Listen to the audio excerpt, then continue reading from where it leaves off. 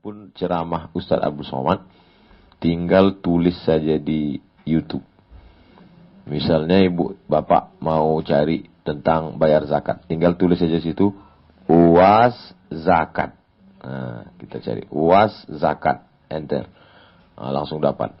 Ustadz Abdul Somad zakat, cara menghitung zakat, zakat pendapatan, tanya jawab pembagian zakat, ukuran harta yang wajib zakat, zakat fitrah, zakat dan puasa. Misalnya mau cari lagi sedekah, UAS sedekah, enter. Nah, janji Allah untuk orang yang sedekah. Sedekah berbeda dengan amal soleh. Sedekah kamu tak akan miskin. Manfaat sedekah, ceramah sedekah. Apa yang terlintas di pikiran ibu-ibu, tinggal tulis saja. Apa yang terlintas di pikiran? Pilkada. UAS pilkada. Coba cubu-cubu, aduh dah. UAS pilkada. UAS ceramah masalah pilkada. UAS antar sahabatnya mendaftar ke KPU Bukit Tinggi. UAS dukung Herman Sapar. Nah, 20. UAS pilih pemimpin yang memberi. UAS Minangkabau. Coba cari. UAS Minangkabau. Langsung yang nomor 1 dia penonton paling banyak 1,5 juta penontonnya. Baru sebulanan lalu. UAS tentang Minangkabau di TV One. Banyak lagi bawah. Salah paham tentang adat perpatih. UAS dan Harato Tinggi. Banyak pokoknya tinggal tulis saja. Tapi ada juga jamaah yang komplain, ambolah tulis ndak keluar video bu ya. Rupanya paket ndak ada. Wah. Insyaallah kalau ada paket keluar gambar-gambar. Jadi kini di beberapa tampe ambo tibo itu memang ndak ada permintaan ceramah lah. Yang mau tanya ke panitia, apa judulnya? Ceramah lah kami tengok biar. Jadi foto-foto sajalah gitu. Tidak ada. Jadi sika di ambo dia lagi kesempatan untuk menjawab pertanyaan-pertanyaan. Mana pertanyaannya?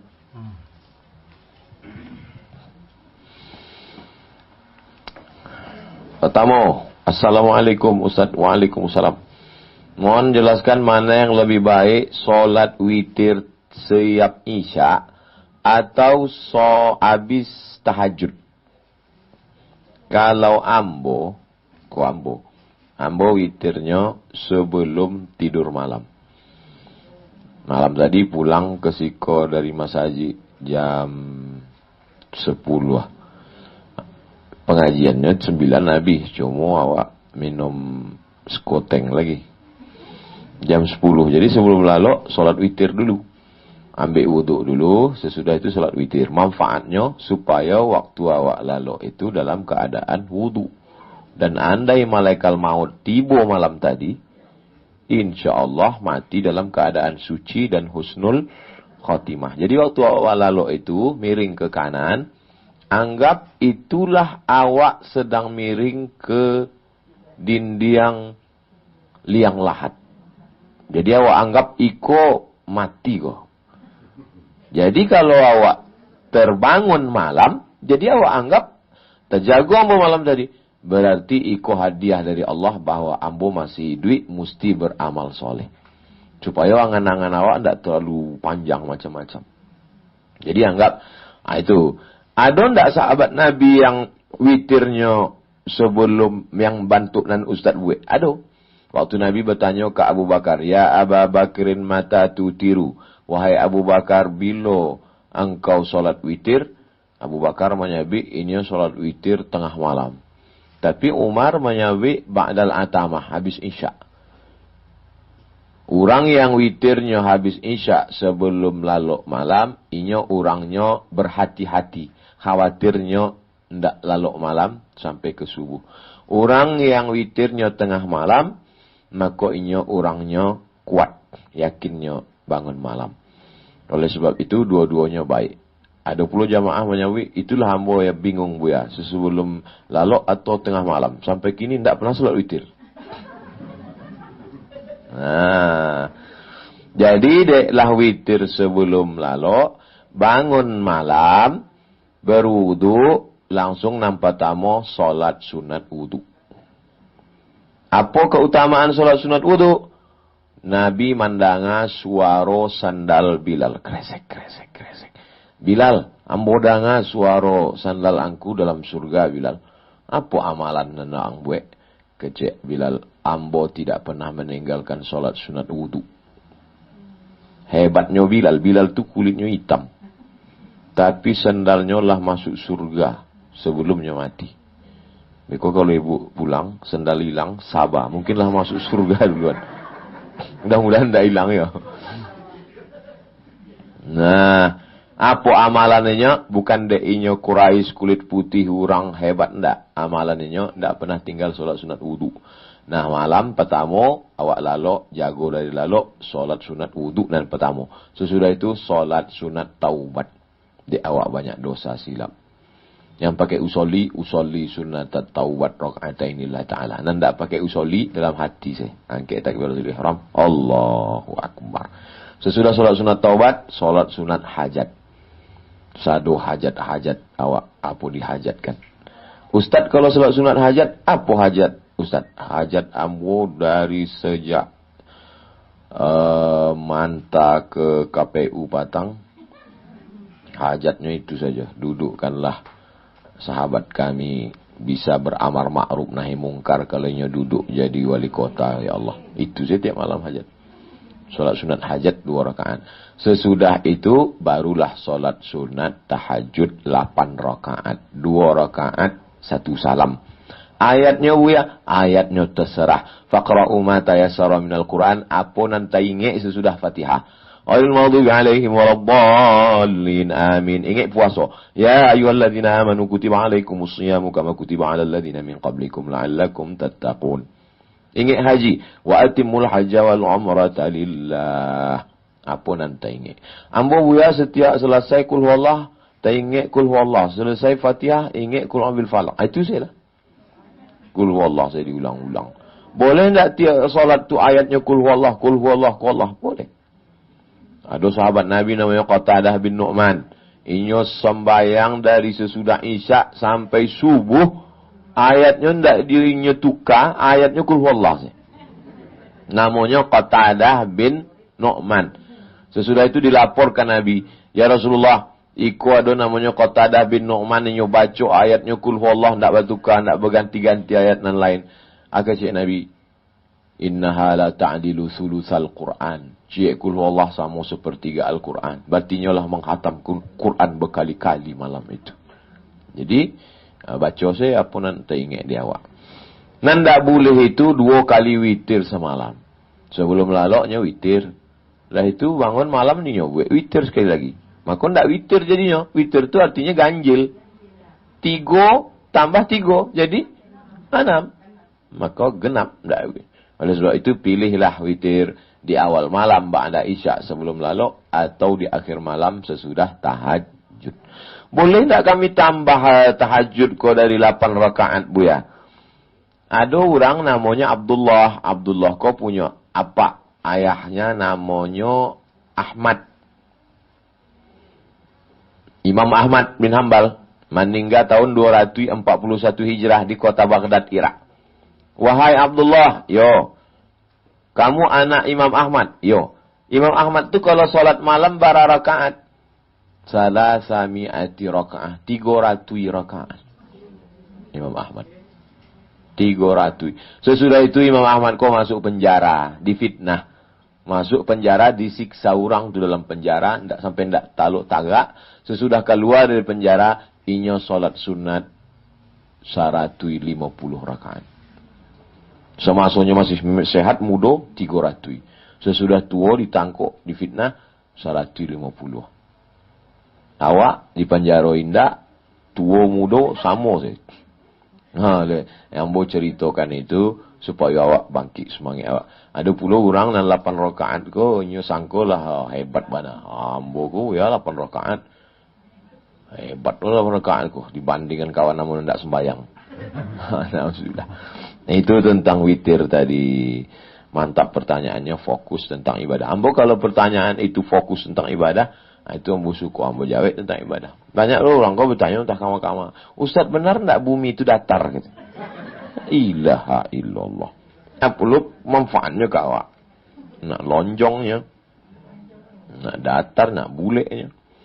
Bagaimana cara mengingatkan anak saya umur 16 tahun supaya tak meninggalkan sholat? Dibawa inyo ke panti jompo. Membawa anak jalan-jalan ke mall rancak. Ke pantai elok. Tapi bawa inyo ke panti jompo supaya inyo tahu bahwa inyo akan tua. Karena banyak kalau ceramah tak masuk ke telinganya. Wah, saya sembahyang. Angin lalu saya dibawa. Tapi dibawakan itu dicaliannya. Waang beko tuo untuk iko. Kulit waang akan nampak. Iyo kalau awak punya anak. Kalau indah, laki awak mati duluan. Anak awak pula ndak ado. Sebatang kara. Kok. Apa akan awak bawa mati? Dan akan awak bawa mati adalah solat. Inna awala ma yuhasabu bihil abdu yawmal qiyamah salatuhu. Nampak tamu dihisap Allah Ta'ala solat. Kemudian kalau ada orang meninggal, baunya. Terutama dan eloknya bana waktu orang sakaratul maut. Baik. Kalau indah lah mati, lah meninggal orang, buka penutup. Boleh membawa anak mencari orang mati. Untuk mengingatkan inyo. Itu berkesan luar biasa. Masuk ke dalam dicaliaknya, masuk ke dalam hatinya, masuk ke otaknya, masuk ke pikirannya. Bahwa awak kau akan mati. Dan yang akan awak bawa adalah sholat. Kebetulan kenal pula awak sama jenazah kau. Mau keluarganya. Kecekkan ke keluarga. Tolong agi satu seat di dalam liang lahat kau. Anak ambo menyambut dari bawah. Banyak. Ambo basuh jo preman. Buat tatu. Anting di telingo. Sagadang lubang hidung. Anting. Ambo tanya, apa ceritanya Bapak taubat? Saya ni nggak peduli sama ceramah Pak Ustaz. Terus gimana ceritanya taubat? Waktu itu ambo tagak di samping kubu. Ada orang meninggal, ambo tagak di samping kubu. Entah baca caranya, entah ditulakkan orang tu masuk ambo ke dalam. Waktu ambo tagak dalam itu terasa dingin di kaki. Tak ingat ambo mati, nampak ambo liang lahat itu. Barulah terbuka pintu hati ambo Ustaz. Rupanya itu manfaat. Ambo pun masuk ke liang lahat waktu almarhumah Hamak meninggal. Ambo nak meletakkan jenazahnya. Ambo nak memiringkan ke kanan. Ambo nak menempelkan hidung ke tapi liang lahat. Orang meninggal itu afdalnya dimiringkan ke kanan. Menempel hidung ke liang lahat. Makanya kalau awak lalok. Sampai tidur awak di samping dinding. Tempelkan ke bayangan awak. Nah, itulah awak sedang di liang lahat. Nah, itu kue tak ingat awak akan bangun malam. Ingat awak mati. Ingat awak bahwa tidak ada yang akan menolong awak itu kecuali solat. Jadi adalah alumni Azhar Kairo punya pesantren di Pekanbaru. Di tapi lapangan sepak bola tu, ambo cari ada lubang. Ambo tanya, dah, ikut lubang apa? Iko liang lahat. Untuk apa? Kan tak ada kubur sih kok. Tiap malam santri-santri itu cik-cik orang mau masukkan ke dalam. Untuk mengingatkan nyawa angka mati masuk ke dalam. Bandel-bandel tu mau masuk ke dalam. Latihan. Apa-apa tu pun kalau macam-macam beko awak masukkan ke dalam. Supaya ingatnya mati. Kadang cerita mati kau nak masuk ke kepala awak. Tapi kalau awak langsung masuk ke situ, baru. Ada ulama di Yaman, nyogali tanah, duduknya di sampai liang lahat tu, inyo bacakan Quran di situ 8.000 kali khatam. Digalinya kubu, ditanya dia orang, untuk apa kau imam? Beko kalau ambo mati, kubu kan ambo risiko, lah ambo bacakan 8.000 kali khatam. Dek, manga angka 8.000 kok. De ambo baca riwayat ada seorang perempuan solehah namanya Maria, namanya Rabi'ah al-Adawiyah. Rabi'ah Adawiyah membacakan di liang lahatnya, calon liang lahatnya 7.000 kali khatam Quran. Maka ambo sebagai laki-laki malu dengan padusi. Inyo padusi kok 7.000, maka ambo buek 8.000. Jadi ada dulu padusi nan luar biasa. Awalnya inyo penari, penyanyi, pembuat dosa maksiat, taubat, dibaconyo lah di liang lahatnya 7.000. Ustaz Somad lah ada liang lahat. Alah, tapi alun namu baca kenapa boleh. Ambo bali tanah, sesudah itu ambo wakafkan untuk kaum muslimin muslimat, tapi ambo booking cek tampe. Beko kalau ambo mati, makamkan ambo di siko. Kalau kebetulan ambo meninggalnya di dakek situ. Tapi kalau pas jadwal di Papua misalnya, mati, nggak usah dibawa jenazahnya, soalnya tiket kok mahal. Jadi tidak perlu. Kalau aku mati di Bukit Tinggi, bawa jenazah ke Riau. Enggak. Kalau kebetulan ambo mati di sekitar itu, makamkan di siko. Setelah ambo balik tanah wakafkan itu, Waalaikumsalam, ambo tanyalah ke jamaah, ke keluarga. Sianan nio booking tempat silakan. Enggak lu ada orang nio booking tempat. Takwi sadanya. Kamu enggak takwi. Yang penting awak sadanya akan mati. Bagaimana menghadapi suami yang selalu berkata kasar dan tak sopan? Ah, itu kan dibawa ke situ juga nampaknya.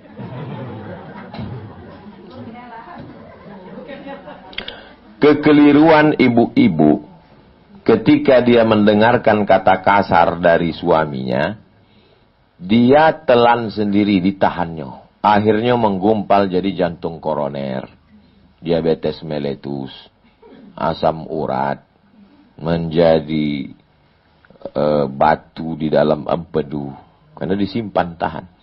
Dia takut ada orang lain yang masuk mengintervensi keluarganya. Ndak amuhnya pacah cerita kok.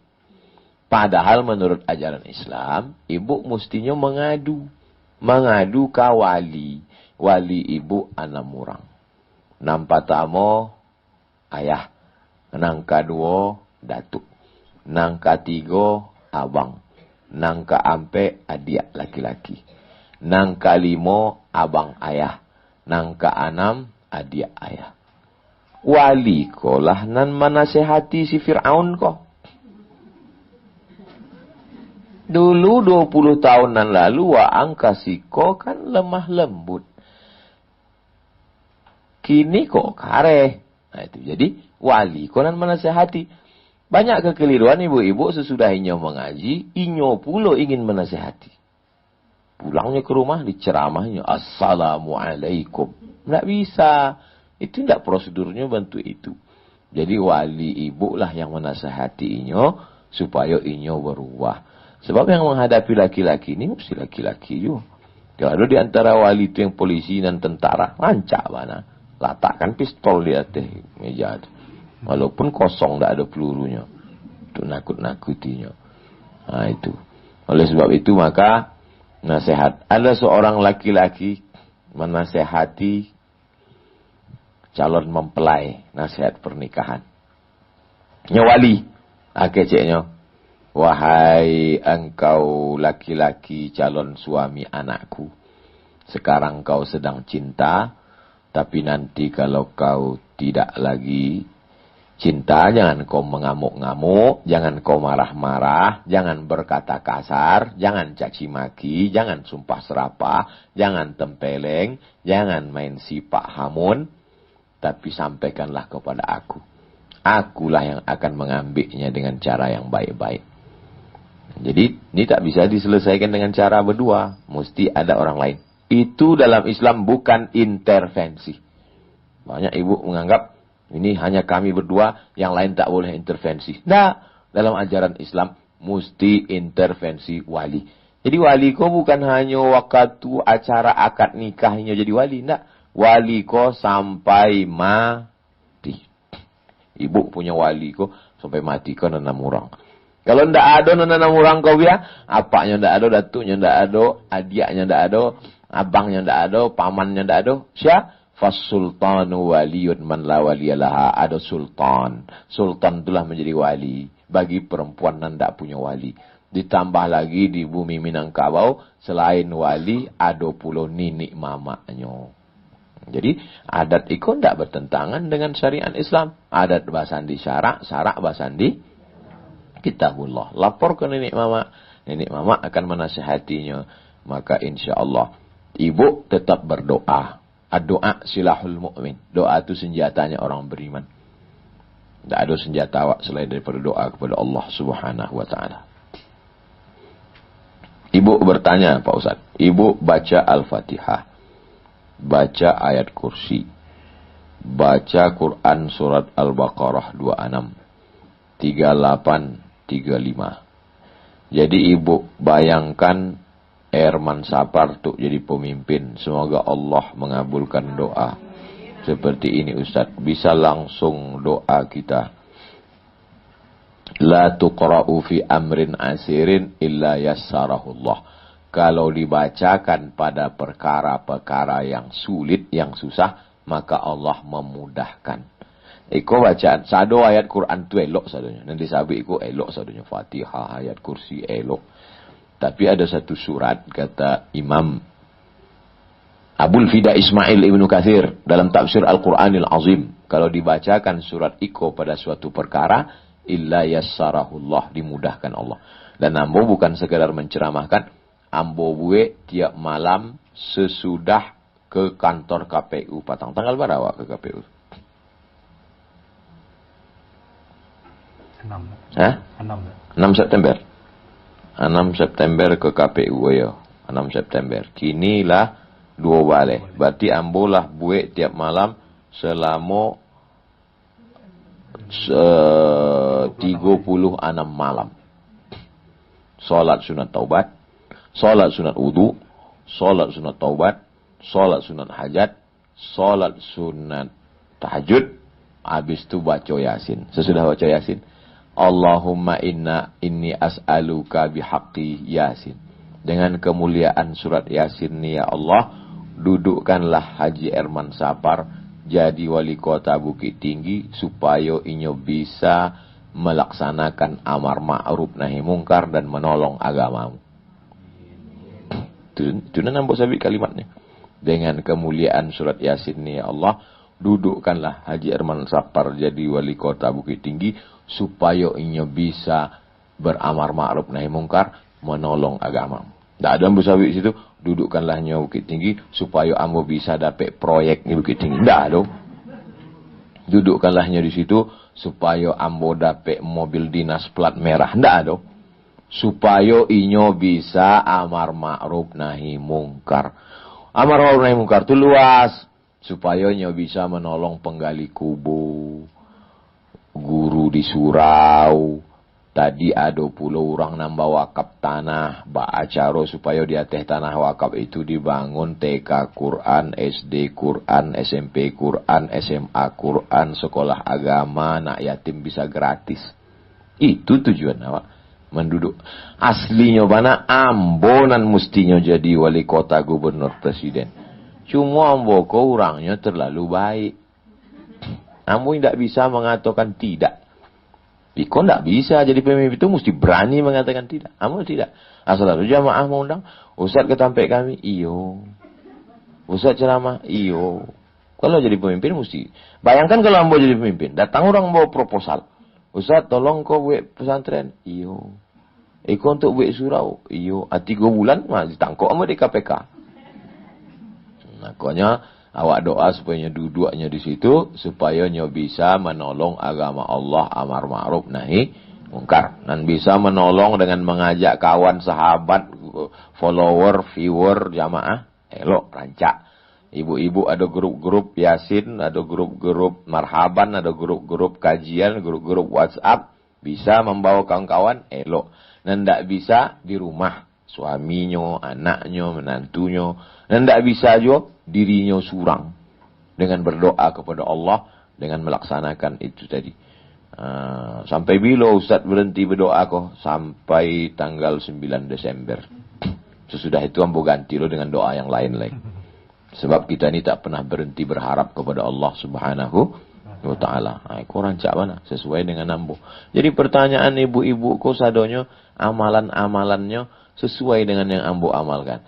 Tentang sholat witir, tentang berdoa untuk Haji Erman Sapar, tentang mengajak anak sholat. Jadi awak tidak bisa bentuk. Jadi misalnya kok anak ambo sama kemanakan ambo mengajak mandi ke kolam renang. Ayolah bah, kita mandi di kolam renang. Jadi tidak bisa anak-anakku awak larang, jangan mandi kolam renang. Tidak bisa. Ya awak ajak cerita. Jadi ambo buat cerita. Ada orang, anak kemanakan ambo duduk.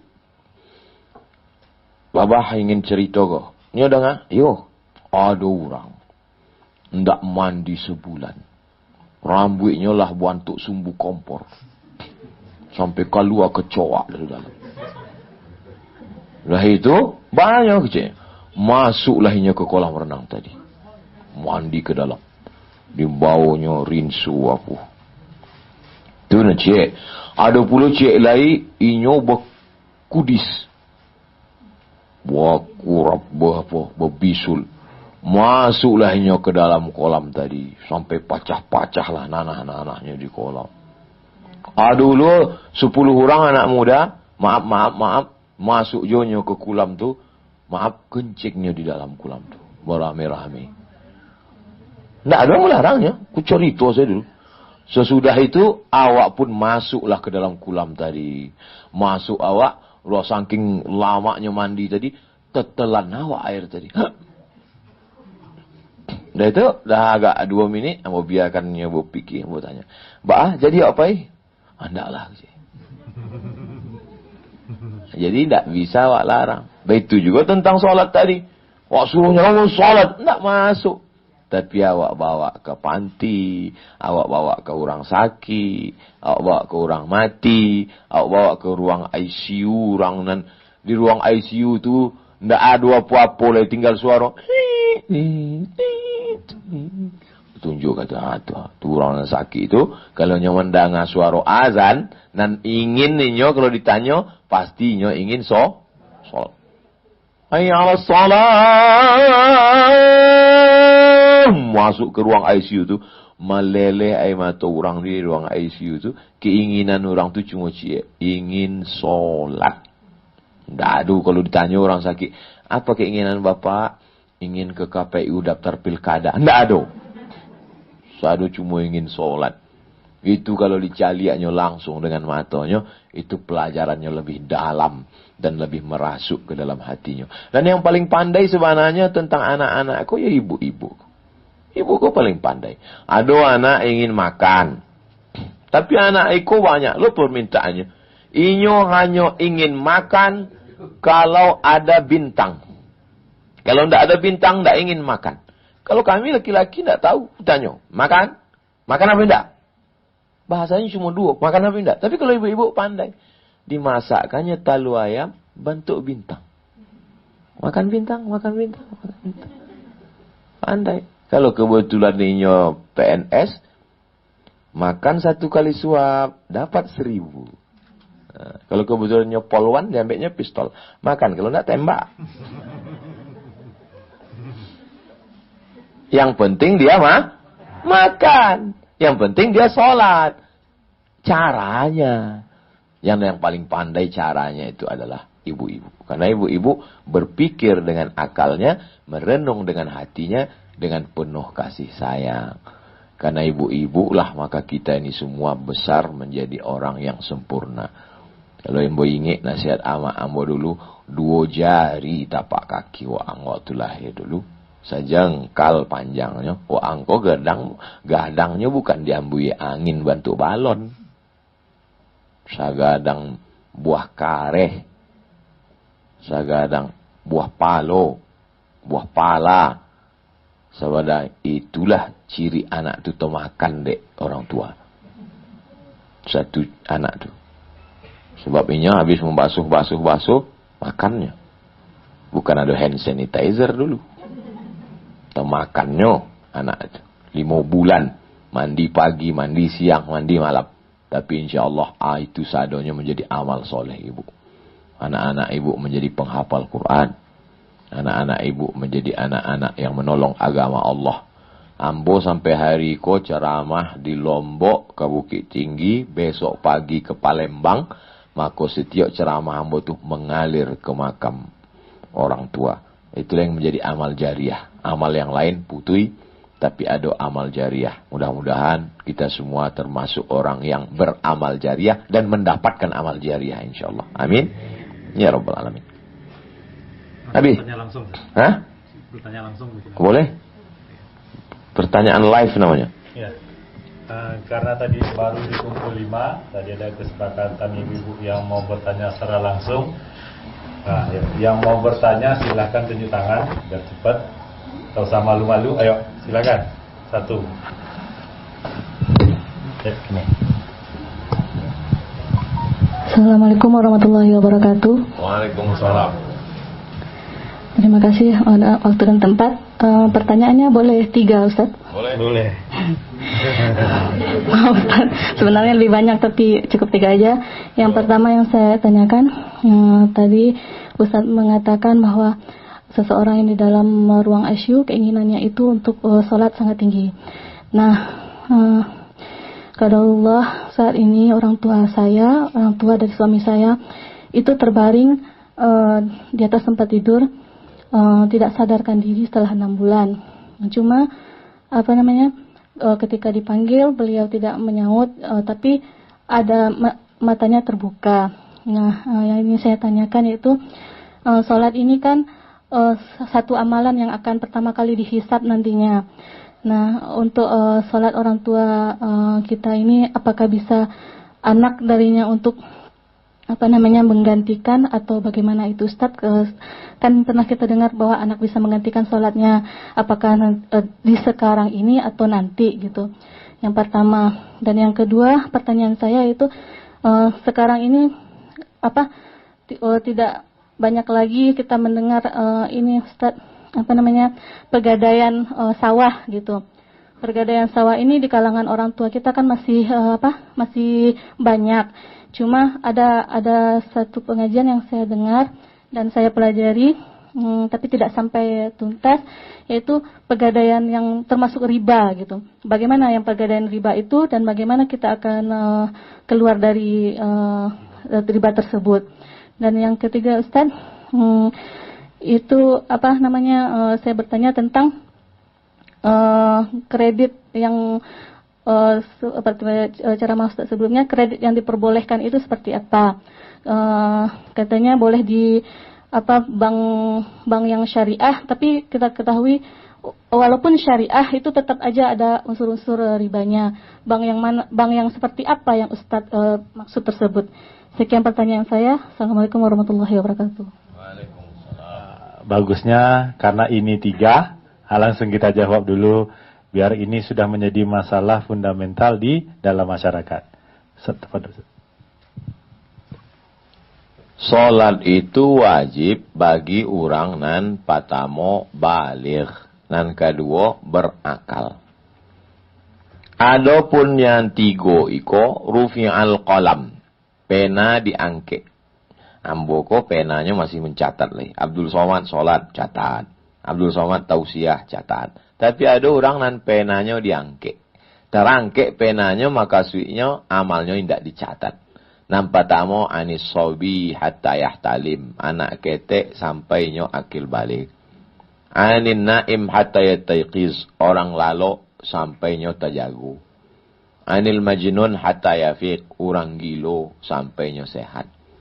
Maka orang nan 3 kok tidak ada akalnya. Anak ketek, orang lalo, orang gilo. Orang nan koma tergolong ke dalam iko, de akalnya ndak ada. Jadi kalau awak punya keluarga di rumah sakit, inyo komanya berwaktu. Dulu ada sahabat kami di Mesir, tiba-tiba utak ko keluar cairan. Tahapu penyakitnya, gede virus, keluar cairan di utak ko. Jadi kalau cairan itu sedang banyak, inyo koma. Tapi kalau udah disedot, inyo sehat. Maka inyo wajib sholatnya waktu sehat saja. Sehat inyo jam 12.30. Wudu, sholat zuhur. Sudah tuh koma sampai maghrib. Maka waktu koma itu tidak wajib sholat karena tidak sempurna, tidak ada wakalnya. Kalau ada orang tua, gaek, suami, koma sudah sebulan, tidak pernah sadar, maka inyo tidak wajib sholat dan awak sebagai anak keluarga pun tidak wajib melaksanakan sholat untuk inyo. Yang wajib digantikan itu dalam hadis, man mata sianan mati, wa alaihi siyamun punya utang puasa. Soma'an huwa liyuhu, maka ahli warisnya melaksanakan puasa untuk inyo. Yang digantikan itu puasa. Adapun sholat indah. Tapi kalau ada anak melaksanakan sholat, dihadiahkannya pahalanya untuk orang tua, pahalanya sampai. Tapi tidak wajib menggantikan, mengqadha sholat. Puasa orang tua saja yang digantikan, diqadha. Tentang masalah orang nan koma, itu sama seperti orang nan iduit tapi tidak bisa membalas respon. Di dalam telinga ko ada bentuk keong segadang iko. Cari gambarnya di internet. Itu yang keong pendengaran di dalam itu indah akan stop sampai mati. Salamonyo iduit, makonyo tetap bisa mendengar. Maka dalam hadis dikatakan, laqinu mautakum, talkinkan kata lingonyo, la ilaha illallah. Jadi waktu ambo masuk ke ruang ICU, ambo bisikkan kata lingo sebelah kanan. Bismillahirrahmanirrahim. Alhamdulillahirabbil alamin. Habis itu membacakan kul huwallahu 3 kali, qul falaq sekali, qul binas sekali, ayat kursi sholawat. Meleleh hematonya. Meleleh hematonya mau tanya dokter. Pak dokter, iku kok menangisnya? Kecek dokter, inyo mendanga suara ustad. Dan suara manusia kok ndak ada nan samu. Walaupun matonya terpejam, nyo tahu bahwa nan datang kok Abdul Somad. Dek, inyo danga suara Abdul Somad. Dan inyo biasa selama itu kalau basuh ustad, inyo merespon. Ba cara awak merespon orang, senyum. Kini ndak dapat senyum dek masker. Maka pakai tangan diangkat. Inyo ngangkat tangan pun tidak bisa. Maka respon yang terakhir adalah air mata. Jadi air mata itu respon inyo. Cara inyo merespon bahwa Ustadz tiba. Oh, itu dokter namanya. Makin yakinlah ambo pada hadis Nabi. Seandainya Pak Dokter kau menyawi Ustadz, inyo lah koma. Inyo tidak dapat mendengar. Pasti ambo ragu tentang hadisku. Tapi rupanya kecek Nabi, talkinkan kata lingo orang nan akan sakratul maut, menunjukkan bahwa orang sekoma apapun inyo tetap mendengar. Maka kalau ada suami, ada orang tua, ada anak nan koma, jangan galak-galak di samping tu. Kau kadang tidak ada orang, tidak ada galak. Lama mana, kiki. Di samping tu cuma baca Quran, zikir, solawat, supaya apa? Nyo mendengar nan elok-elok nan baik-baik. Ikut tentang masalah pertama, solat orang di ICU. 2, gadai. Imam Hanafi, namanya Imam Abu Hanifah. Ada orang meminjam pitih kainyo. Menggadai, minjam pitih kainyo. Dengan cara gadai. Sesudah itu Imam Hanafi datang ke rumah orang itu. Tapi orang itu sedang tidak ada di rumah. Tertutup pintu rumahnya. Di muka rumahnya ada pokok kayu. Imam Hanafi tagak di panas matahari. Datang orang mencari. Imam Hanafi, yo, mangga tidak balindung di atok rumah atau di muka pokok kayu? Kan di rumah ada. Atok kayu. Pokok kayu pun ada. Mangga tak tagak saya di bawah pokok kayu atau berlindung di bawah hatoknya? Apa jawab Imam Hanafi? Kullu qardin jarra naf'an fahuwa riba. Semua manfaat awak ambil dari orang yang meminjam, maka itu berarti riba. Imam Hanafi tidak mau berlindung di bawah atap rumahnya sebab khawatir jatuh ke dalam riba.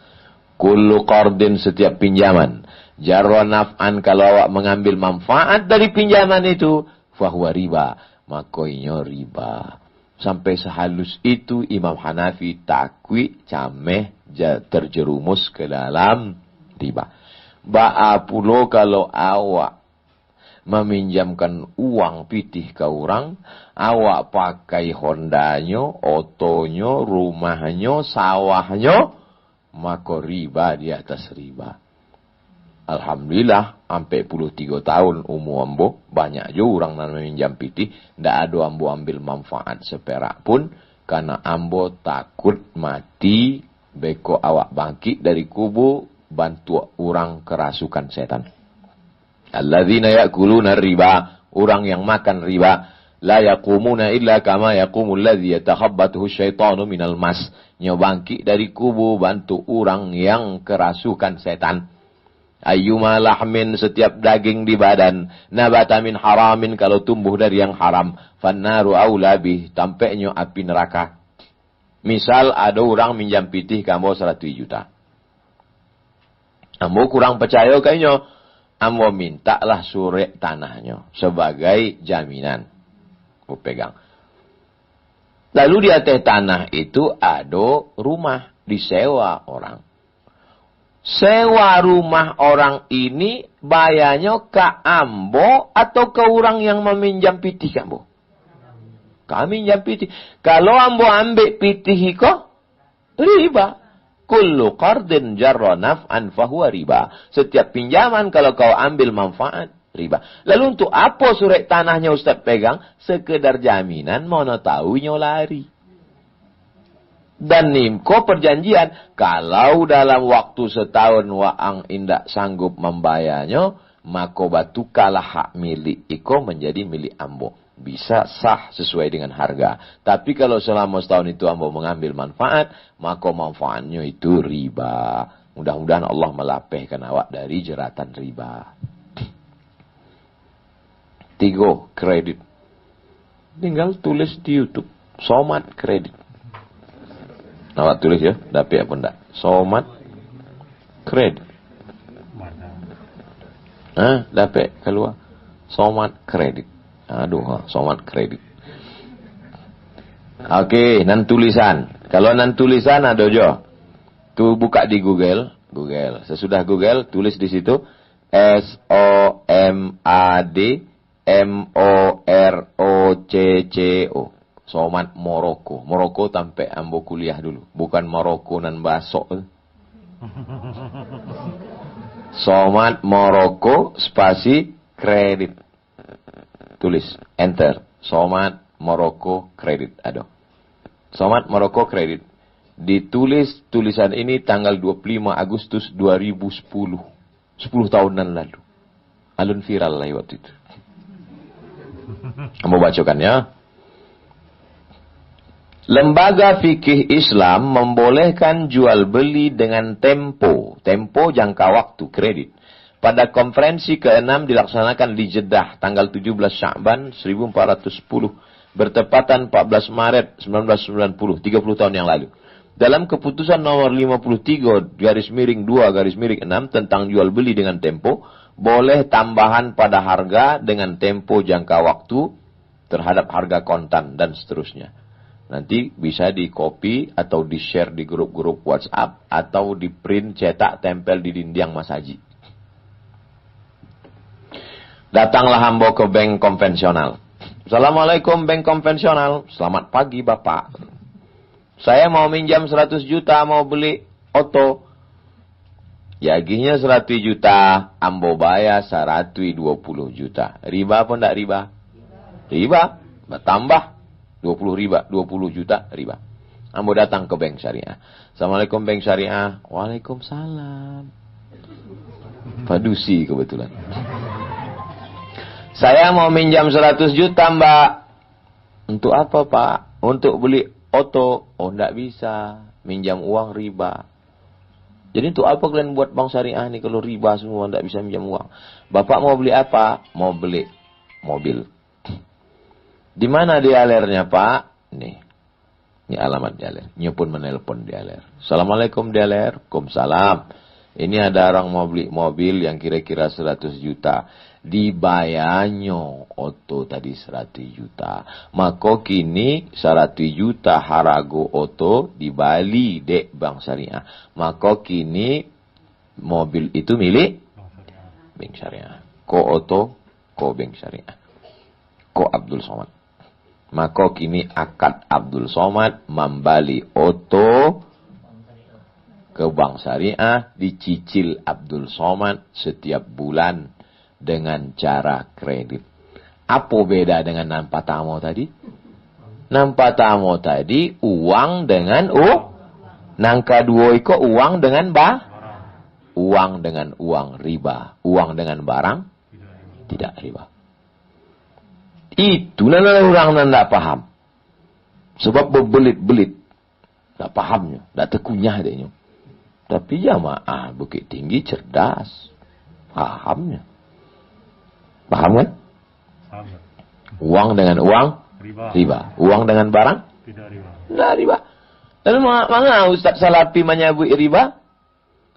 Sebab inyo pakai fatwa Syekh Albani. Syekh Albani itu ustadznya Salafi. Albani menyebut riba. Tapi ada Ustaz Salafi cek lain namanya Bin Bas. Syekh Bin Bas menyebut tidak riba. Kau fatwa Bin Bas. Di dalam yang tadi, dalam grup tadi. Agak cek Bin Bas. Jual beli kredit itu tidak ada keberatan di dalamnya, boleh. Jika waktu dan tambahannya diketahui, meskipun harga kredit lebih mahal daripada harga kontan. Harga kontan 100 juta. Kalau cicil kredit 120. Boleh. Karena penjual dan pembeli sama-sama dapat manfaat. Penjual dapat manfaat tambahan harga, pembeli dapat manfaat tempo waktu. Adakah zaman Nabi jual kredit? Ada. Dalam Sahih Bukhari. Barirah dijual oleh tuannya dengan cara kredit. Barirah kok urang. Zaman dulu waktu itu masih boleh menjual urang. Budak hamba sahaya. Namanya Barirah. Barirah kok dijual oleh tuannya dengan cara kredit cicil. Berapa lama? 9 tahun. Bara dibayar sebulan. 1 tahunnya 40 dirham. Ini menunjukkan boleh jual beli kredit karena tidak ada unsur gharar. Gharar itu artinya tidak pasti. Juga tidak ada riba dan jahalah tak jelas. Maka boleh. Fatwa Bin Bas Juz 7 Baleh halaman 196. Jadi Ustaz nan menyebut tidak boleh kredit barang karena inyo mengambil pendapat Syekh Albani. Padahal dalam Salafi sendiri adonan membolehkan yaitu Syekh Bin Bas. Demikian. Wallahu a'lam bishawab. Ya, itu tadi 3 pertanyaan. Ayo kepada ibu-ibu tadi yang lama bertanya. Enggak hanya ibu-ibu, ternyata bapak-bapak juga boleh bertanya nih. Kalau ada bapak-bapak yang ingin bertanya silakan. Kita masih mempunyai waktu 15 menit lagi. Ada? Gini ya, Ustaz, sambungan sedikit nunggu pertanyaan yang lain, Ustaz. Kan di bank konvensional juga ada tuh, Ustaz, bahwa kalau kita meminjam jatuhnya modal kerja, Ustaz, mereka yang belikan barang, terus kita mencicil, Ustaz. Jadi pinjaman itu jatuhnya ke modal kerja, Ustaz. Itu gimana, Ustaz? Karena kan ini bukan bank syariah. Karena dari kita-kita ini, Ustaz, yang mungkin di sini juga banyak istri dari pedagang ataupun pedagang kan, kalau pindah bank kena penalti kan gitu kan. Pertimbangan gitu gimana tuh, Ustaz? Kan dia juga minjam tapi barang tersebut dibayarkan oleh bank, Ustaz. Gimana tuh, Ustaz? Ulang balik. Kalau tadi kan kalau di bank syariah kan Ustaz tadi mencontohkan kita beli barang, kan barang tuh, Ustaz, di bank nagari di bank syariah. Tapi kan kita juga bisa meminjam di bank konvensional, Ustaz. Dalam bentuk modal kerja biasanya itu, Bu ya. Gimana tuh hukum, Ustaz? Bukan kur. Misalnya kita kan Bapak mau beli apa? Saya mau beli belanja ke Jakarta, Ustaz. Atau mau beli sesuatu kayak mobil tadi itu, Ustaz. Tapi kan banknya bank konvensional yang kita pakai, Ustaz. Bukan bank syariah. Tapi kan dia bukan kita contohnya beli mobil tadi, Ustaz. Apakah gimana juga hukum itu, Ustaz? Ada juga ke modal kerja kan dalam bentuk barang, Ustaz. Mereka yang belikan dan mereka yang membayarkan barang tersebut, Ustaz. Bagaimana hukumnya itu, Ustaz? Ambo ingin beli tanah. Dia tadi oto-oto taruh tanah gini. Ambo ingin beli tanah. Lalu kemudian ambo basuo sama nan pemilik tanah. Pak, pemilik tanah, saya mau beli tanah Bapak. Saya mau beli tanah Bapak. Keceknya saya perlu uang cash ini Ustaz. Tak bisa kalau kredit. Oh, kalau gitu batal lah, tak bisa. Tapi ada solusi, kecek. Bahas solusinya. Ada pihak ketiga, penyedia keuangan. Finance namanya. Finance tulisannya. Penyedia keuangan. Ikolah dia bank. Penyedia keuangan. Penyedia keuangan ini tidak membeli tanah tadi. Tapi dia tetap meminjamkan uang. Akadnya tetap uang dengan uang. Jadi dalam Islam itu yang dicari, yang ditengok, yang dipandang itu bukan bendanya, tapi akadnya. Kalau akadnya, nikah konvensional sama nikah syariah sama kan? Ada loh nikah konvensional kau ya. Yang beda itu kan akadnya.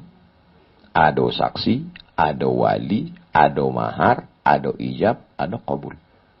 Di akad itulah perbedaan. Begitu juga dengan jual beli kau. Dijual beli kau, akadnya adalah uang dengan uang. Riba.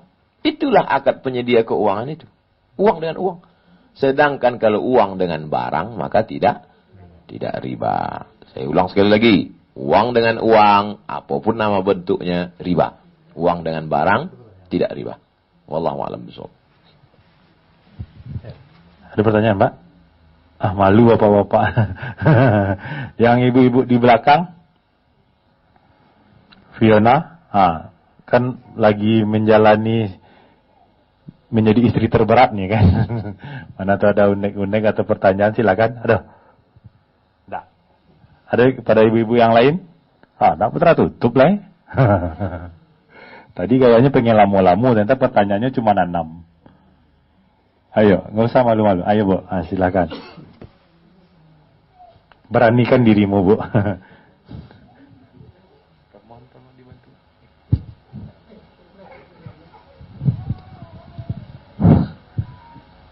Assalamualaikum warahmatullahi wabarakatuh. Waalaikumsalam. Pertanyaannya, apa beda sedekah, wakaf, dan infak? Mantap. Ada lagi?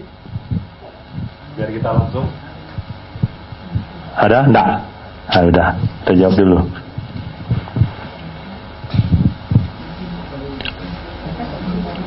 Ado putra. Inyo punya tanah 10 hektar. Amin. Amin. Ingin diwakafkannya di Bukit Tinggi kepada Abdul Somad. Datanglah putra. Ambo wakafkan tanah ambo 10 hektar untuk lembaga pendidikan dan dakwah kepada Abdul Somad. Tunai. Ambo jawab, ambo terima tunai. Adonan bawakaf. Adonan menerima wakaf namanya nazir, pengelola wakaf. Ada tanah nan diwakafkan 10 hektar, ada ijab dan qabul. Kalau cukui ampe rukun iko namanya wakaf. Maka kami pun ke kantor KUA. Bukan untuk nikah. Di kantor KUA itu ditulislah namanya akta ikrar wakaf. Yang bawakaf putra, yang menerima wakaf Abdul Somad, ambo berjanji di hadapan Allah untuk mengelola wakaf itu, untuk sekolah anak yatim, pesantren, duafa. Lalu kemudian keluarlah akta ikrar wakaf. Sesudah itu kami bawa akta ikrar wakaf itu ke BPN, Badan Pertanahan Nasional. Berubahlah sure tanah nan tadi awalnya pemilik putra, berubah kini pemiliknya adalah bukan milik pribadi, tapi yayasan.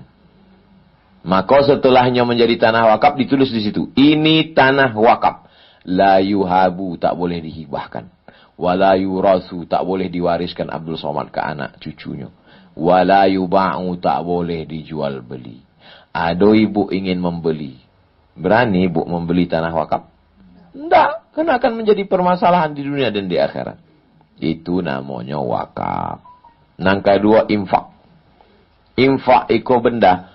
Setiap disebut infak dalam Quran pasti benda.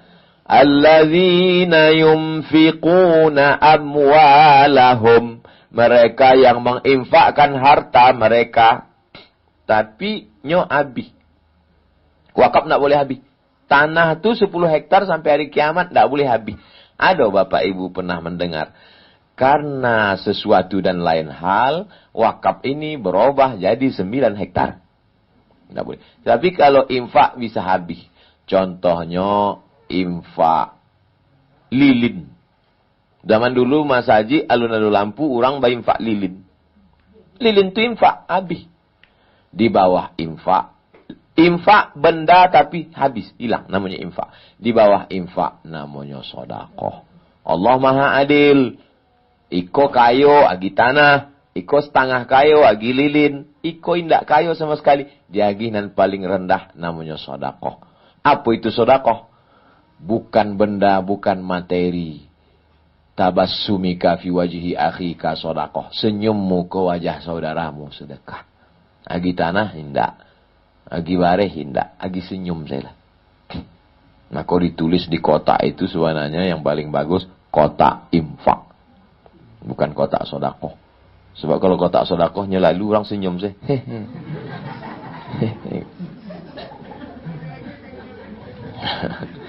Likulli sulama minkum sedekah. Tiap tulang-tulang sendi kau mesti ada sedekahnya. Maka awak dari pagi tadilah barakali bersedekah walaupun tidak sedekah pitih. Sedekah apa? Sedekah tulang sendi. Tasbihatun sedekah. Tahmidatun sedekah. Takbiratun sedekah. Subhanallah, subhanallah, subhanallah. Namanya sedekah tulang sendi. Menolong orang mengangkatkan barangnya sedekah. Nah, membawa ambo tadi ke Mas Haji Agung, tadi bajumpo basua orang, itu namanya sedekah. Jadi nan paling ateh wakaf, nomor 2 infak, paling bawah sedekah. Sedekah pun indak, innalillahi wa inna ilaihi rajiun. Itu beda infak, sedekah dengan wakaf. Wallahu a'lam. Baru muncul. Ayo lanjut. Assalamualaikum warahmatullahi wabarakatuh. Waalaikumsalam. Yang akan aku tanyakan, bahwa caranya membayar sholat itu yang selama kau mungkin ada ketinggalan itu belum bisa. Terima kasih Ustaz.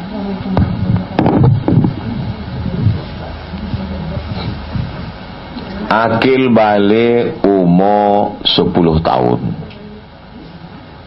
Akil balik umur 10 tahun. Kini umur 40 tahun. Ambo boya baru taubat. Lah lama Pak, baru subuh tadi. Jadi selama itu tidak ada sembahyang. Aduh, Idul Fitri sama Idul Adha. Berarti nyo meninggalkan sembahyang selama 30 tahun. Maka mulai zuhur ko qada. Salapeh zuhur ko salat qada. Usalli fardhu zuhri 4 rakaatin qadaan. Ampe rakaat. Aku salat zuhur ampe rakaat mengqada nan tinggal ampe rakaat. Asar beko itu jo. Habis salat asar qada. Maghrib itu jo. Itu kecilnya hasilnya yang cocok. Sampai bara lama mengqada iko di qada 2020 lunas 2050. Jadi cara mengqada itu begitu. Bukan ambil cuti sebulan pai ke pulau mengqada.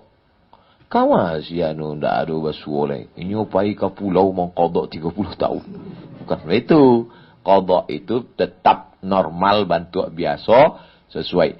Lunasnya 2050, iya. Mati 2040. Alhamdulillah. Pemutihan. Rumah cicilan. Kalau mati 5 tahun, lunas gitu. Itulah yang lunas. Jadi nanado sambayang nan lama-lama batingga itu di qada. Indah ada ikhtilaf ulama sampai mazhab. Hanafi, Maliki, Syafi'i, Hambali sepakat sampai mazhab tentang wajib qada. tulisannya di salat qada, tapi nanda menulis bukan ambo. Salat qada 4 mazhab. Salat qada 4 mazhab. Nah, itunya. Salat qada 4 mazhab rumah fikih. Salat qada 4 mazhab. Salat qada 4 mazhab. Tapi ada ustaz yang berceramah keceknya tidak perlu diqada, cukup istighfar saja, istighfar. Ibnu Taimiyah indak masuk 4 mazhab. Ini mazhab sendiri. Kecek Ibnu Taimiyah pendapatnya keluar dari pendapat 4 mazhab. Yang Nabi tidak perlu qada, istighfar saja. Tapi ambo salamek. Kalau awak mau selamat, pakai pendapat dari 4 mazhab ini, maka di qada. Ambo khawatir Buya kalau sampai rakaat sesudah asar, sesudah subuh itu kan tahu orang di rumah dibuat. Supaya jangan sampai ditanya di orang. Aduh, Pak, dia sampai. Enggak. Berarti mengqada tadi. Baitulah. Oleh sebab itu tentang qada itu tidak ada ikhtilaf. Wallahu a'lam bishawab. Akhirnya ada pertanyaan dulu dari bapak-bapak, Bu. Karena dari tadi sudah ibu-ibu, kita coba ini sebelum waktunya habis. Ayo. Ya, Pak. Assalamualaikum warahmatullahi wabarakatuh. Waalaikumsalam. Ini pertanyaannya ini Ustaz. Yo, Pak. Apabila suami meninggal, Yo. apakah boleh istri memandikan? Dan kebalikannya, apabila istri meninggal, apakah boleh suami memandikan? Itu pertanyaan Ustaz. Nabi SAW meninggal. Yang memandikan jenazahnya yang pertama adalah Sayyidina Ali. Bukan Fatimah. Bukan Aisyah. Ali, laki-laki memandikan. Kemudian yang kedua memandikannya adalah Abbas bin Abdul Muttalib, pamannya, adik ayahnya. Kemudian Abdullah bin Abbas. Itu maka mereka indak ikut dalam musyawarah mufaqqih di Saqifah Bani Sa'idah. Meninggal Nabi, Ali indak ikut musyawarah itu. Waktu Abu Bakar diangkat jadi khalifah. Maka yang memandikan laki-laki adalah laki-laki. Yang memandikan perempuan adalah perempuan. Kecuali darurat tingkat tinggi, habis sadonyo disapu dek tsunami. Ndak ada leh. Ini surang nan dapat membuat fardu kifayah, maka inyolah memandikan. Tapi selama masih ada, maka sunnahnya ikut yang dilakukan waktu Nabi meninggal. Dan ketika istri Nabi meninggal pun, waktu Nabi masih hidup, tidak ada Nabi memandikan. Maka dimandikan oleh, itulah nan ambo ketahui, nan ambo baca. Kalau ada orang membuat lain, mungkin kitabnya lebih banyak daripada kitab ambo. Wallahu a'lam bishawab.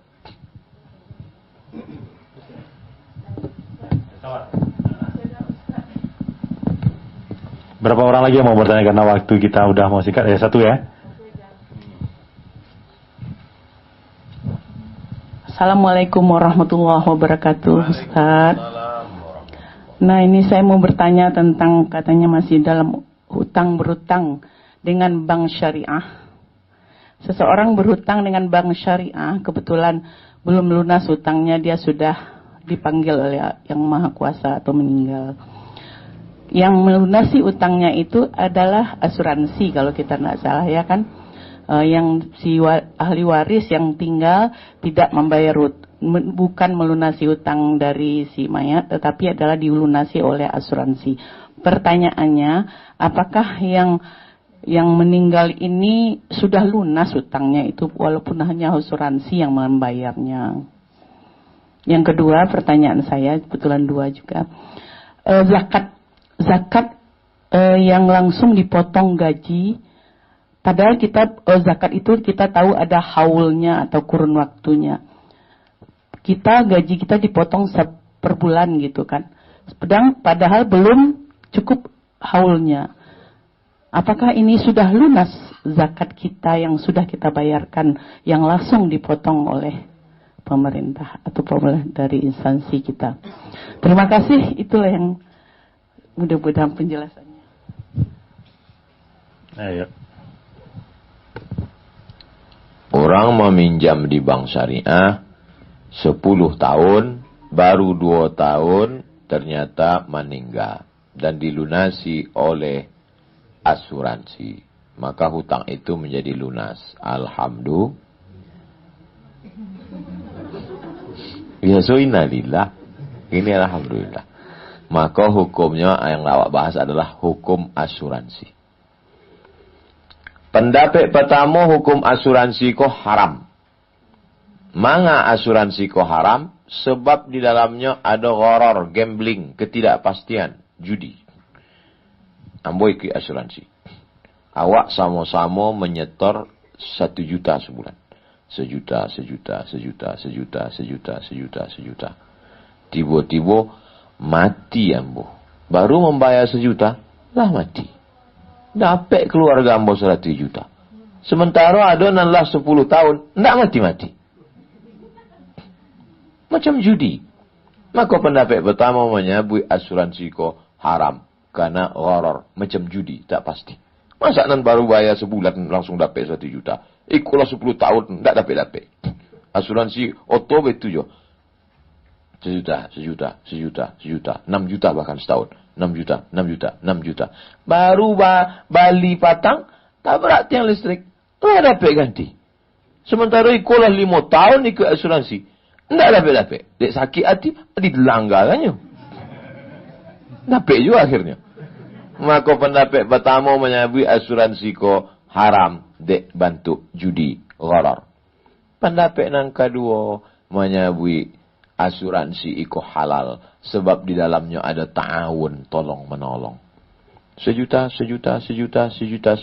Ambo dapat musibah, langsung dapat. Sebenarnya ambo susah, tapi dia dapat ditolong orang banyak dengan melalui asuransi. Maka fatwa Mufti Mesir Syekh Ali Jum'ah, Profesor Dr. Syekh Ali Jum'ah, dalam kitabnya judulnya Fatawa Mu'asirah, fatwa kontemporer, fatwa tentang asuransi kedua.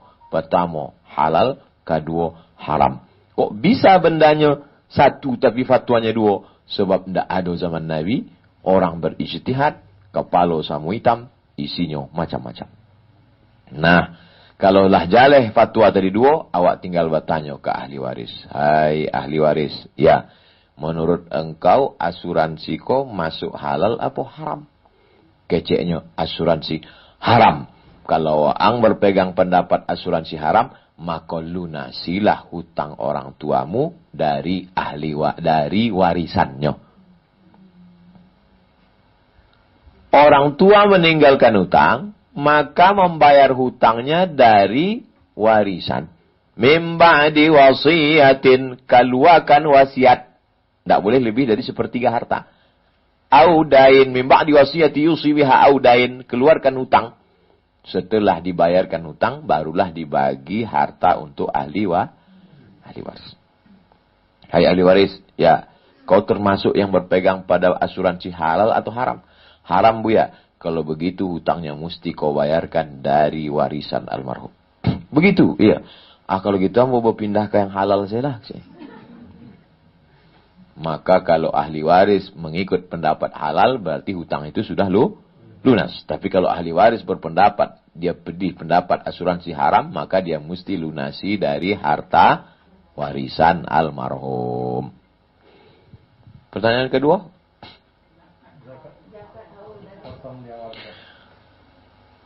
Awak bergaji sebulan 5 juta. Contoh, nan 100 jangan lo sakit hati. 5 juta sebulan. 1 juta 25.000, 2,5%. Kalau 5 juta berarti 125.000. 5 juta setahun 60 juta. Apakah langsung dibayarkan atau tersimpan inyo selama 1 tahun haul? Maka pendapat yang pertama mesti disimpan setahun haul. Pendapat namanya indah ada haulnya, sebab hadis tentang haul itu ada periwayat yang dhaif. Hadis dhaif tak bisa jadi dalil hukum. Itulah Ustadz namanya tidak ada zakat kalau tidak sampai haul. Adapun Ustadz yang mengatakan tidak perlu pakai haul karena hadis tentang haul itu ada periwayatnya yang dhaif dan hadis dhaif tak bisa dijadikan sebagai. Ambo pilih jalan tengah. Andai kita berpegang pada pendapat pakai haul, tetap juga ada jalan tengah. Ta'jilu zakah qabla awaniha, boleh mendahulukan zakat sebelum sampai haul. Itulah yang dipegang oleh Pemda, Pemko, Pemprov se-Indonesia yang zakat potong ateh. PNS zakat potong atas, tapi belum sampai haul. Boleh mendulukan zakat sebelum sampai haul. Jadi cara ngitungnya, kalau sebulan 5 juta, 1 tahun 60 juta, dibayarnya mulai 1 Rabiul Awal iko. Rabiul Awal, Rabiul Akhir, Jumadil Awal, Jumadil Akhir, Rajab, Sya'ban, Ramadan, Syawal, Zulqa'dah, Zulhijjah, Muharram, Safar, Rabiul Awal. Sesudah setahun mestinya baru wajib. Tapi karena sudah dikeluarkan tiap bulan dipercepat, maka yang gaji setahun ini sampai tahun depan tidak lagi wajib dizakati karena sudah dikeluarkan duluan. Maka ibu, bapak punya 2 catatan. Catatan nampatamo, gaji yang sudah dizakati duluan. Catatan yang kedua, tabungan yang ada di bank. Yang iko tidak dizakati lagi karena sudah dikeluarkan duluan. Sedangkan nan ada tersimpan di bank iko mesti dikeluarkan setiap tahun. 100 juta. Berapa zakatnya? 2,5 juta. 1 miliar 25 juta. Tak simpan pitih amat sampai miliar di bank. Maka keluarkan setiap tahun 100 juta tiap tahun. Yang gaji tadi sudah dikeluarkan untuk tahun itu. Menyatu pendapatan. Uang gaji, SPPD, uang sipak, uang tunjang, uang sundul, uang sikut. Disatukan ke tabungan. Dihitung lagi per tahun. Ambil ulang sekali lagi. Gaji yang sudah dibayarkan selama 2 bulan. Tidak dizakati lagi di ujung tahun karena sudah dibayarkan. Tapi tabungan, maka dibayar setiap setahun sekali. Ambo aja kan mbak acaronya supaya tidak berzakat. Mau? Setiap akan sampai nisab. Bara nisabnya kini. Nisabnya adalah 85 gram ameh. Cie gram kini 1 juta.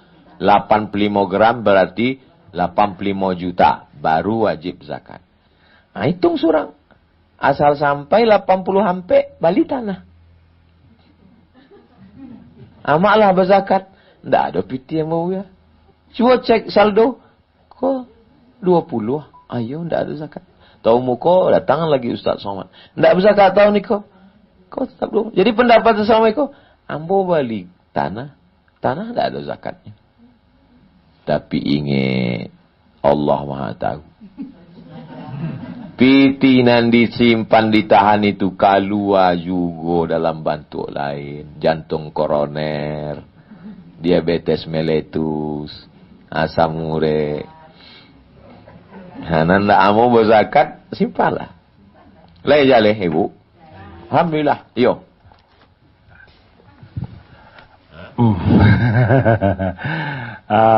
Karena waktu juga lah yang memutuskan kita.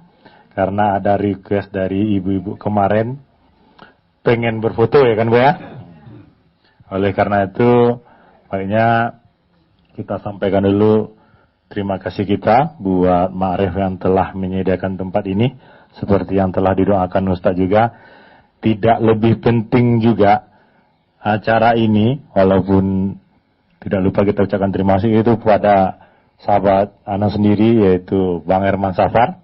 Karena untuk tanggung jawab membawa Ustadz Abdul Somad ke Bukit Tinggi dan ke Sumatera Barat itu beliau yang langsung yang handle. Nah, gitu. Jadi Bapak Ibu pahami sendiri, ambil hikmahnya sendiri dan insya Allah seperti yang didoakan Ustadz tadi, sejak 6 September Ustadz tidak pernah bosan dan Ustadz tidak henti-hentinya mendoakan sahabat kami, yaitu Bang Herman Safar. Oleh karena itu, sebelum acara ini ditutup, kami juga berharap doa dari emak-emak di sini, bapak-bapak di sini, sehingga beliau bisa, seperti yang katakan Ustaz, beramar ma'ruf.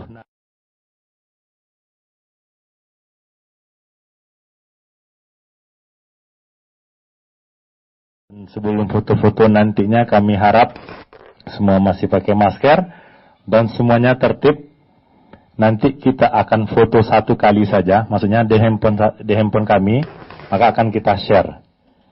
Silakan nanti kirim-kirim supaya fotonya bisa berada dengan cepat. Dan kalau ada handphone yang mau titipkan ke yang kameramen, mohon tidak ada yang selfie. Kita jaga adab acara kita di sini. Mohon dengan sangat, biar acara ini kita mendapatkan berkah sesuai yang kita doa dari awal. Bella, untuk tutup acara ini kita minta doa dari Ustaz. Ala hazihi niyah al-Fatihah. A'udzubillahi minasyaitonir rajim. Bismillahirrahmanirrahim. Alhamdulillahirabbil alamin. Arrahmanirrahim. Maliki yaumiddin. Iyyaka na'budu wa iyyaka nasta'in. Ihdinas siratal mustaqim. Shiratal ladzina an'amta 'alaihim ghairil maghdubi 'alaihim waladdallin. Amin. Allahumma shalli 'ala sayidina Muhammad wa 'ala ali sayidina Muhammad. Allahumma inna nas'aluka bihaqqi suratil Fatihah an tuballigh maqasidana wa taqdi hajatina. Dengan kemuliaan surat Al-Fatihah, sampaikanlah niat baik kami, tunaikan hajat kami ya Allah. Dudukkanlah saudara kami Haji Herman Safar menjadi wali kota Bukit Tinggi, supaya bisa dia menunaikan amanah agama, beramar ma'ruf nahi mungkar, membayar penggali kubur, membantu surau, membantu sekolah tahfiz, membantu anak yatim. Allahumma balligh maqasidana, sampaikan maksud kami, waqdi hajatina, tunaikan hajat kami ya Allah. Rabbana fir lana dzunubana, ampunkan dosa kami, wali abaina, ayah kami, wali ummahatina, amak kami, wali dzurriyyatina, anak cucu keturunan kami, wali man hadarana, semua yang hadir di majelis ini ya Allah. Allahumma anzil rahmata wassalamata wal barakata ala hadhil jamaah. Turunkan keselamatan, kerahmatan, keberkahan kepada seluruh jamaah yang hadir. Wa khususan ala sahibi hadal bait, bil khusus kepada sahibul bait. Tawil umurana, panjangkan umur kami. Wa barik arzaqana, berikan berkah pada rezeki kami. Wahfaz abna'ana wa banatina, jaga anak-anak kami dari perbuatan keji dan mungkar. Allah makhtim lana bi husnil khatimah, wa la takhtim alaina bi su'il khatimah. Rabbana atina fid dunya hasanah wa fil akhirati hasanah wa qina adzabannar. Wa sallallahu ala sayyidina Muhammad wa ala alihi wa sahbihi wasallam, walhamdulillahi rabbil alamin. Taqabbalallahu minkum minna wa minkum taqabbal ya karim. Baik,